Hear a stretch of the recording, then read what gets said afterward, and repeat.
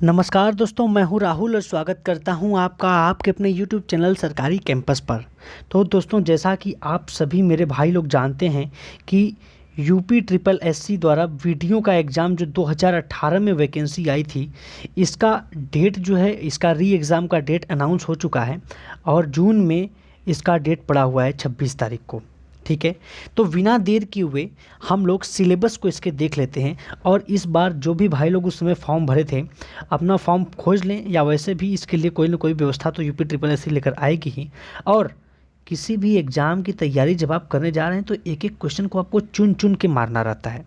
इसके लिए आपको संपूर्ण आपका सिलेबस पता होना बहुत ही ज़्यादा ज़रूरी है और एग्ज़ाम पैटर्न पता होना चाहिए कि क्या क्या कैसे कैसे क्वेश्चंस आएंगे, आपको टारगेट कितना लेकर चलना है। इन सारी चीज़ों का उल्लेख करूंगा मैं आज के अपने इस वीडियो में।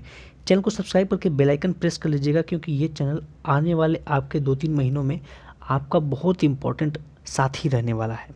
ठीक है, चलिए स्टार्ट करते हैं दोस्तों। सबसे पहला देख लेते हैं। तो विषय जो है इसमें 3 आएंगे, इन 3 विषयों से ही ज़्यादातर क्वेश्चंस बनेंगे। इसमें पहला है आपका हिंदी, दूसरा है रीजनिंग और तीसरा है जीके जीएस। ठीक, टोटल नंबर ऑफ क्वेश्चन की बात की जाए तो 150 क्वेश्चंस आपसे एग्जाम में पूछे जाएंगे और 150 क्वेश्चन के लिए जो मैक्सिमम मार्क्स रहेगा 300 रहेगा, यानी कि 150 प्रश्न रहेंगे और पूर्णांक 300 का रहेगा। और हर क्वेश्चन जो रहेगा वो आपका 2 नंबर का रहेगा। और यदि आप एक क्वेश्चन गलत कर देते हैं तो नेगेटिव मार्किंग हो जाएगी 1/2 का, यानी आधे नंबर की नेगेटिव मार्किंग है। कहने का मतलब ये है कि अगर 5 क्वेश्चन आप करते हैं, उन 5 में से 4 क्वेश्चन गलत कर देते हैं और 1 क्वेश्चन सही कर देते हैं, तो आपका पूरा मिला जुला कर 0 नंबर आ जाएगा।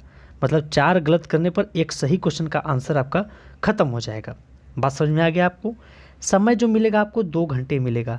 देखिए, ज़रूरी बात यह है कि आपको 120 मिनट मिल रहे हैं और इन 120 मिनट में आपको 150 क्वेश्चंस करने हैं। खुशी की बात यह है कि इसमें से मैथ के क्वेश्चंस नहीं रहेंगे, इसलिए बहुत ज़्यादा समय नहीं लगेगा। अगर आपको ये क्वेश्चंस आ रहे हैं तो आपके लिए पर्याप्त समय रहेंगे। OMR बेस पर एग्ज़ाम होगा आपका, यानी कि ऑफलाइन मोड में एग्ज़ाम होने वाला है। चलिए एक एक करके सिलेबस को देख लेते हैं। देखिए दोस्तों, जो भी टॉपिक मैं आपको बता रहा हूँ इसको आप एज इट इज़ पढ़ लीजिएगा, क्योंकि क्वेश्चंस यहाँ से ज़रूर बनेंगे और एक एक टॉपिक को चुन चुन कर आपको पढ़ना है। सारे टॉपिक का, हिंदी का खास तौर पे तो मैं आपको एकदम पूरी तैयारी करवा दूंगा, इसमें आपको कोई भी संदेह नहीं होना चाहिए। ठीक, और यदि मैं हिंदी की तैयारी करवा रहा हूँ आपका, तो आपके ये 50 के नंबर जो है ना, ये 50 क्वेश्चंस 100 नंबर के बिल्कुल पक्के हो जाएंगे। तो इसका तो आप चिंता छोड़ ही दीजिए मेरे ऊपर। ठीक है, चलिए हम लोग स्टार्ट करते हैं हिंदी। और हिंदी में मैं आपको बता देता हूँ कि कैसे आपको तैयारी करनी है। तो हिंदी में देखिए, आपको यही सेगमेंट पढ़ के जाना है। सबसे पहला सेगमेंट होगा भाषा और बोली का, दूसरा सेगमेंट होगा व्याकरण का, तीसरा होगा अपठित गद्यांश और पद्यांश से क्वेश्चन आएंगे, चौथा साहित्य के क्वेश्चन मिलेंगे आपको और पत्र लेखन से भी क्वेश्चन आपको मिलेंगे। तो इन 5 टॉपिक को आपको ध्यान में रखना है और इन 5 टॉपिक की संपूर्ण तैयारी मैं आप लोगों को करवाऊंगा। चलिए एक एक करके देख लेते हैं इन टॉपिक में क्वेश्चंस कैसे आ रहे हैं। सबसे पहले देखिए, जब आप पढ़ने जा रहे हैं हिंदी में भाषा और बोली का सेगमेंट, तो यहाँ से काफ़ी सारे क्वेश्चंस आपको मिलेंगे। और मैं बता रहा हूँ, मैं आपको पढ़ाऊँगा ऐसा कि इसके बाहर आपका एक भी क्वेश्चन नहीं जाएगा। इससे हिंदी भाषा और इतिहास का देखा जाए तो इसमें बोलियों से संबंधित क्वेश्चन मिलेंगे। इसमें सबसे पहले हम लोग देखेंगे कि भाषा का विकास कैसे हुआ, कौन कौन सी बोलियाँ हैं, किस क्षेत्र में बोली जाती हैं, और हिंदी का राजनीतिक विकास पूरा हम लोग समझेंगे। यहाँ से क्वेश्चंस आपको मिलेंगे ही मिलेंगे। आगे जब आप देखेंगे तो कुछ और टॉपिक हैं जो मैं आपको यहाँ पर लिख दे रहा हूँ। जैसे वर्णमाला से क्वेश्चन आएगा, संधि से आएगा, समास से आएगा, शब्द भेद से आएगा क्वेश्चन।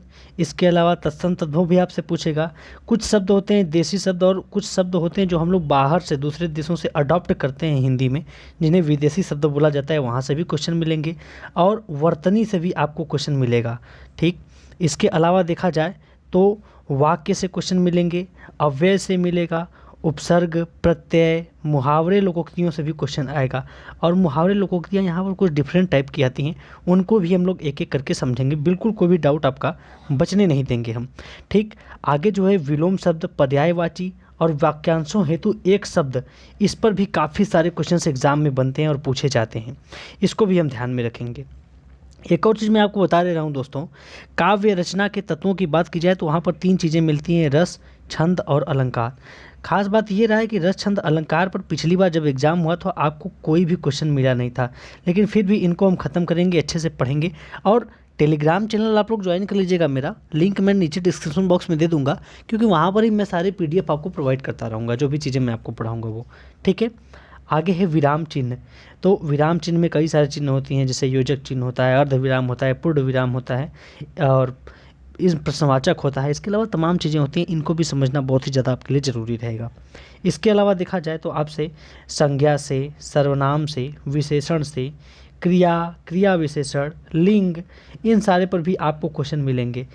और इसके अलावा वचन, कारक और वाच्य और काल निर्धारण पर भी आपको क्वेश्चंस यहाँ पर देखने को मिलेंगे कि भूतकाल है, भविष्य काल है, वर्तमान काल है, और वर्तमान काल में भी अनेक प्रकार के होते हैं, भूतकाल में भी अनेक प्रकार के काल होते हैं।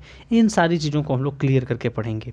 ठीक है, आगे अगर आप देखेंगे तो हिंदी साहित्य में यहाँ पर आपको पहला तो ये हो जाएगा कि साहित्य का काल विभाजन कैसे हुआ था, इसके बारे में पूछ सकता है, जिसमें आदिकाल, भक्तिकाल, रीतिकाल, आधुनिक काल, यहाँ से क्वेश्चंस बन सकते हैं। ठीक, लेखकों से संबंधित भी क्वेश्चन आपको मिल सकते हैं यहाँ पर।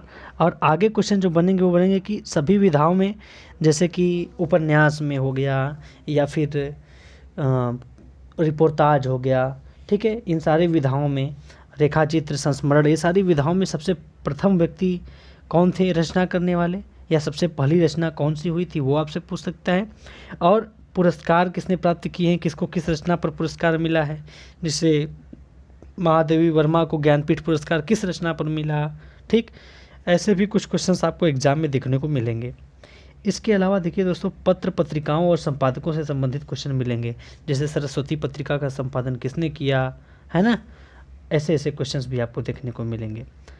फिर लास्ट में हमने आपको बताया था कि पत्र से यहाँ पर भी पूछेगा, जैसे पत्र के प्रकार में आपसे पूछ सकता है। और आप जानते हैं पत्र के बहुत सारे प्रकार होते हैं, जैसे सरकारी पत्र हो गया, शासनादेश हो गया, अर्धशासकीय पत्र हो गया, गैर सरकारी पत्र हो गया, अनुस्मारक, कार्यालय आदेश, ज्ञापन, गस्ती पत्र, आरोप पत्र, संकल्प, अधिसूचना, प्रेस विज्ञप्ति, प्रतिवेदन, यहाँ से भी काफ़ी सारे क्वेश्चंस आपको दिखाई देंगे।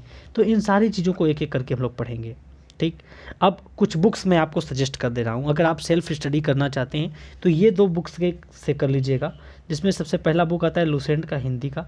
या तो आप इस बुक को उठा लीजिए पढ़ने के लिए, या आपको एक और बुक बता दे रहे हैं, आदित्य पब्लिकेशन का बुक है, या एक और बुक मैं आपको बता दे रहा हूँ अपनी तरफ से, अरिहंत का बुक। ठीक, यदि आप इनसे तैयारी कर लेते हैं तो आपको कोई भी दिक्कत होने वाला नहीं है। फिर भी मैं आपको बता दे रहा हूँ कि मैं आप लोगों की ज़बरदस्त तैयारी हिंदी की करवाऊँगा। रीजनिंग के लिए क्या स्ट्रेटेजी होगी और जीके जीएस के लिए क्या स्ट्रेटेजी होगी, उसके लिए चैनल से जुड़े रहिए। उस पर भी मैं आपको जल्द ही स्ट्रेटेजी वीडियो लेकर आने वाला हूँ। इंपॉर्टेंट टॉपिक्स बताऊँगा, कैसे आपको कवर करना है वो भी मैं बताऊँगा। मिलता हूँ आपसे अगले वीडियो में, तब तक के लिए जय हिंद, वंदे मातरम, भारत माता की जय।